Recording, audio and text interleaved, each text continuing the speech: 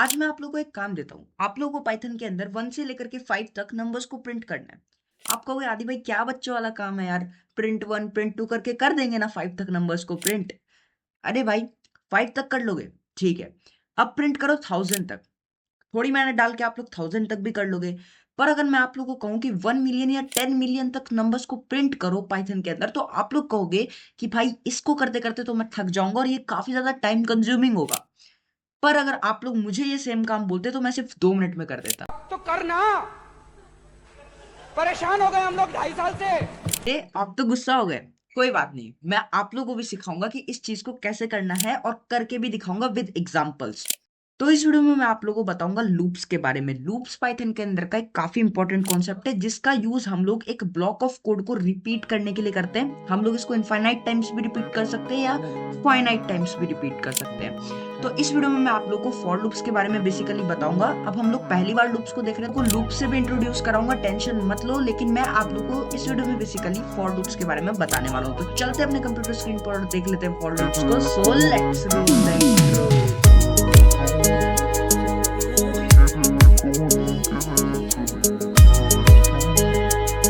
तो गाइस मैं यहाँ पर अपने VS कोड पर आ चुका हूँ और आप लोग देखो यहाँ पर वर्क 20 फॉर लूप्स के नाम से मैंने एक फोल्डर बनाया हुआ है। इसके अंदर दो फाइल्स है, main.py और readme.md।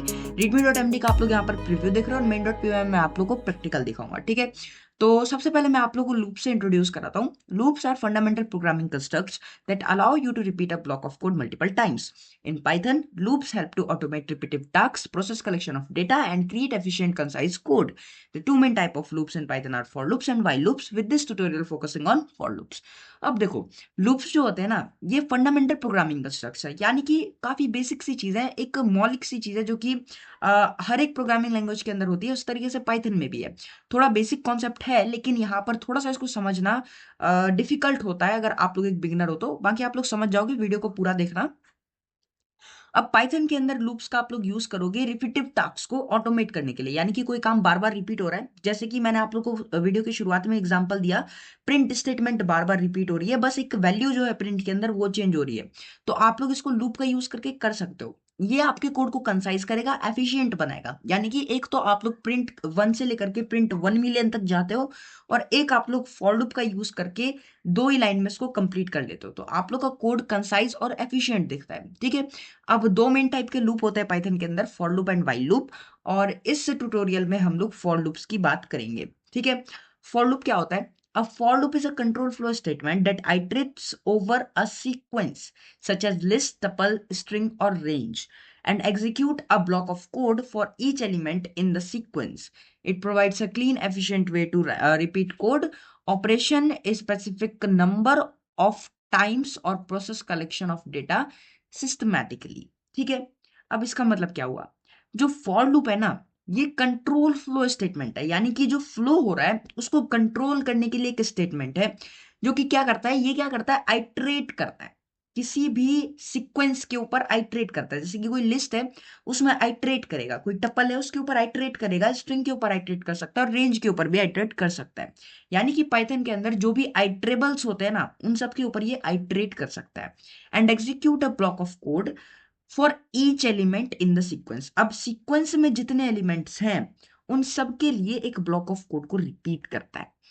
अब ये क्या करता है, क्लीन और एफिशिएंट वे प्रोवाइड करता है हमें कोड को रिपीट करने का, ठीक है। और आप लोग कोड को specific numbers of time repeat कर सकते हो, ठीक है। यानी कि कोई फिक्स नंबर नहीं है कि आप लोग को 1 मिलियन टाइम ही रिपीट करना पड़ेगा, 5 टाइम्स ही रिपीट करना पड़ेगा। आप लोग अपने हिसाब से स्पेसिफिक नंबर टाइम्स पर कोड को रिपीट कर सकते हो, ठीक है। अब यहाँ पर मैं आप लोग को बेसिक सिंटेक्स से थोड़ा सा रूबरू करवाता हूँ। मैं यहाँ पर अपने main.py में आऊंगा और आप लोग को एक फॉर लूप लिख करके दिखाऊंगा। सबसे पहले मैं आप लोग को ये समझाता हूँ कि ये आइट्रेबल पर आइट्रेट करता है, इसका क्या मतलब है। अब देखो, मेरे पास एक लिस्ट है, ठीक है, एक लिस्ट है।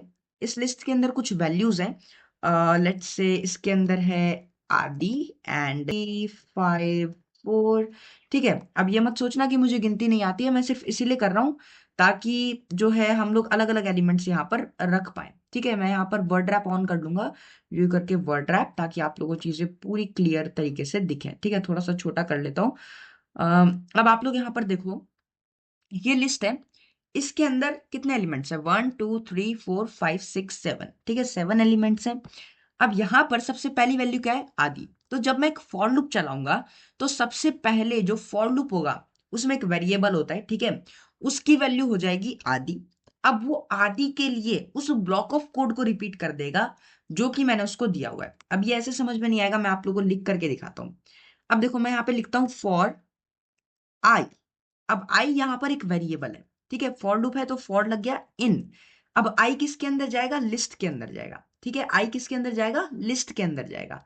और लिस्ट के अंदर जाने के बाद क्या काम करेगा, लिस्ट के अंदर जाने के बाद ये प्रिंट कर देगा आई, ठीक है, लिस्ट के अंदर जाने के बाद ये प्रिंट कर देगा आई, ठीक है।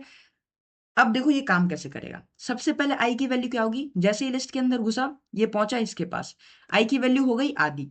अब ये इसके अंदर गया और इसने प्रिंट कर दिया आई को। अब आई की वैल्यू इस टाइम पर क्या थी, आदि थी, तो आदि प्रिंट हो गया।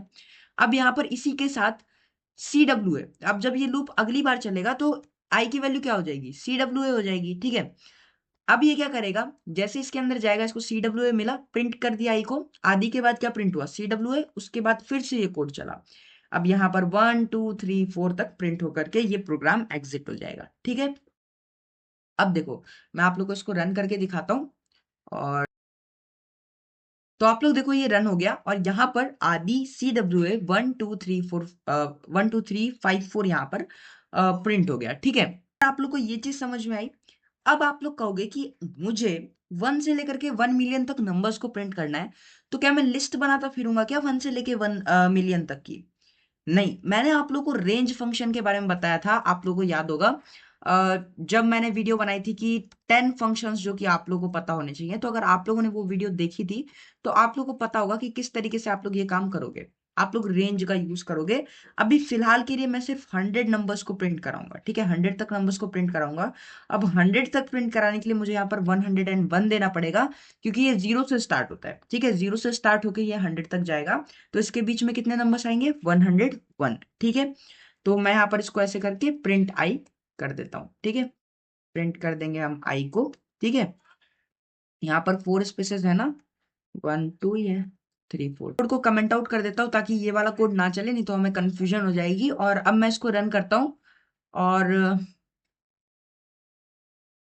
आप लोग देखो यहाँ पर नंबर्स प्रिंट होना स्टार्ट हो चुके हैं और यहाँ पर ये 100 तक प्रिंट हो गया। अब अगर मैं यहाँ पर 1 मिलियन तक करने बैठ जाऊंगा तो टाइम लग जाएगा, इसीलिए मैंने आप लोग को 100 तक नंबर्स प्रिंट करके दिखाए।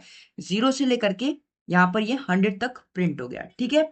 अब यहाँ पर आप लोग चाहो तो 1 से भी स्टार्ट कर सकते हो। आप लोग यहाँ पर कहोगे 1 कॉमा और इसके बाद ये 100, तो ये 1 से स्टार्ट होगा। अब देखो मैं इसको रन करता हूँ तो ये जो है 1 से स्टार्ट हो जाएगा, ठीक है। यहाँ पर देखो ये कहाँ से स्टार्ट हुआ है, ये 1 से स्टार्ट हुआ है, ठीक है, ये 1 से स्टार्ट हुआ है और 1 से स्टार्ट होकर के ये 100 तक गया है, 99 तक गया है, ठीक है। अब यहाँ पर आप लोग को 100 तक प्रिंट करना है तो 101 देना पड़ेगा, 101 देंगे हम यहाँ पर, क्योंकि हमें 100 तक प्रिंट करना है, ठीक है। अब आप लोगों को ये समझ में आया, यहाँ पर जो पहली वैल्यू होती है वो ये होती है कि आपको स्टार्ट कहाँ से करना है, ठीक है। और ये जो वैल्यू होती है, ये वैल्यू होती है कि आपको कहाँ तक जाना है। तो मुझे फर्स्ट इंडेक्स से स्टार्ट करना है, यानी कि मुझे 1 से स्टार्ट करना है, और 101 यानी कि 100 तक जाना है, ठीक है। तो यहाँ पर प्रिंट आई करते ही ये मेरा काम हो जाएगा। आप लोगों को समझ में आया। अब बात कर लेते हैं स्ट्रिंग के ऊपर ये किस तरीके से आइटरेट करता है। स्ट्रिंग के ऊपर आइटरेट करने के लिए ये कैरेक्टर्स का यूज करता है, उसके कैरेक्टर्स का। अब जैसे मैं यहाँ पर एक वेरिएबल बना देता हूँ नेम नाम से, और यहाँ पर मैं इसको इक्वल कर देता हूँ आदि के, ठीक है। और यहाँ पे मैं क्या कहता हूँ, फॉर आई इन नेम, ठीक है, फॉर आई इन नेम। और यहाँ पर मैं कहूँगा प्रिंट करो भाई आई को, ठीक है। तो यहाँ पर क्या प्रिंट होगा, ए डी और आई प्रिंट होगा अलग अलग लाइन, ठीक है। आप लोग देखो ये ए डी और आई अलग अलग लाइंस में प्रिंट हो गया। सबसे पहले जैसे ये नेम के अंदर गया, इसकी वैल्यू हुई ए, ठीक है। एक एक कैरेक्टर का यूज कर रहा है यहाँ पर, ये ए वैल्यू हुई, फिर डी वैल्यू हुई, फिर आई वैल्यू हुई। इस तरीके से आप लोग यहाँ पर फॉर लूप्स का यूज करते हो, ठीक है। अब आई होप आप लोग को फॉर लूप्स अच्छे से समझ में आया होगा। इससे रिलेटेड कुछ भी डाउट अगर आप लोगों को रह जाता है तो आप लोग मुझसे नीचे कमेंट सेक्शन में पूछ सकते हो। डिस्क्रिप्शन में दिए हुए लिंक से आप लोग पाइथन के इस फ्री कोर्स को एक्सेस कर सकते हो, जिसमें मैंने आप लोगों को कंप्लीट पाइथन सिखाई है विदाउट एनी चार्ज। ठीक है, यहाँ पर आप लोग को नोट्स वगैरह भी मिल जाएंगे। नोट्स जो है आप लोग के लिए यही है, ये जो मैं आप लोग को दिखाता हूँ यहाँ पर, ये नोट्स ही हैं जो कि यहाँ पर आप लोग को गिटहब पर मिल जाएंगे। गिटहब पर आप लोग जाओगे, लिंक नीचे डिस्क्रिप्शन में आप लोग को सभी चीज़ों का मिल जाएगा, सोर्स कोड और यहाँ पर ये जो प्लेलिस्ट है इसका भी।